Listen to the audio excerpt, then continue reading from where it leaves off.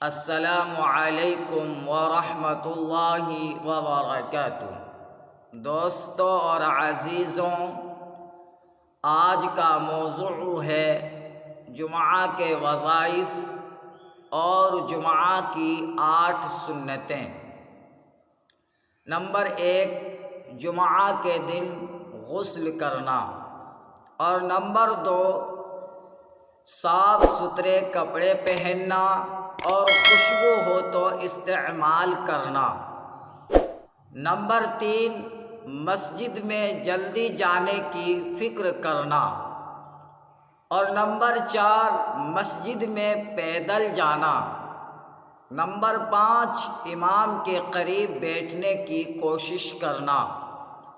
Number 6، آگے صفیں پر ہوں تو صفوں کو پھاند کر نہ جانا۔ نمبر 7، اپنے کپڑے وغیرہ سے لہو و لعب نہ کرنا، یعنی کھیل کود نہ کرنا۔ نمبر 8، خطبہ کو غور سے سننا۔ اسی لیے جمعہ کے دن کو اخروی امور کے لیے مخصوص کر دیں۔ اس دن دنیا کی تمام مصروفیات کو ترک کر دیں، کثرت سے صدقہ و خیرات کریں۔ جمعہ کے دن کی مبارک گھڑی کی اچھی طرح نگرانی کریں۔ حضور صلی اللہ علیہ وسلم نے ارشاد فرمایا کہ جمعہ کے دن ایک گھڑی ایسی ہے، اگر کوئی بندہ اس گھڑی کو پا لے اور اس میں اللہ سے کچھ مانگے تو اللہ جل شانہ اس کو ضرور عطا کرتے ہیں۔ قرآن پاک کی تلاوت کثرت سے کریں، خصوصاً سورہ کہف کی تلاوت ضرور کریں۔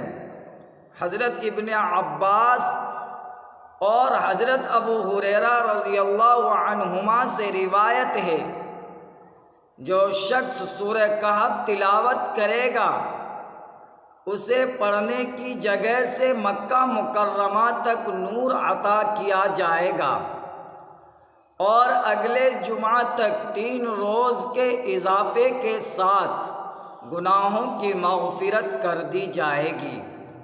اس کے لیے 70,000 فرشتے صبح تک رحمت کی دعا کرتے ہیں۔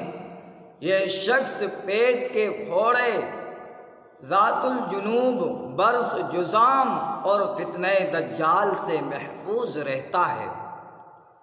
کثرت سے درود شریف پڑھے۔ جو آدمی جمعہ کے دن 100 مرتبہ درود پڑھے گا، اللہ اس کی 100 حاجتیں پوری فرمائیں گے۔ اور دوسری حدیث میں ہے کہ اس کے ساتھ قیامت کے دن ایک ایسی روشنی آئے گی کہ اگر اس روشنی کو ساری مخلوق پر تقسیم کیا جائے تو سب کو کافی ہو جائے۔ جو شخص جمعہ کے دن عصر کی نماز پڑھ کر اسی ہیئت پر بیٹھ کر اٹھنے سے پہلے 80 مرتبہ یہ درود شریف پڑھے، اللہم صلی علی محمد النبی الامی وعلی آلہ وسلم تسلیما، تو اس کے 80 سال کے گناہ معاف کر دیے جائیں گے اور 80 سال کی عبادت کا ثواب لکھا جائے گا۔ اللہ تعالی ہم سب کو بھی توفیق عطا فرمائے۔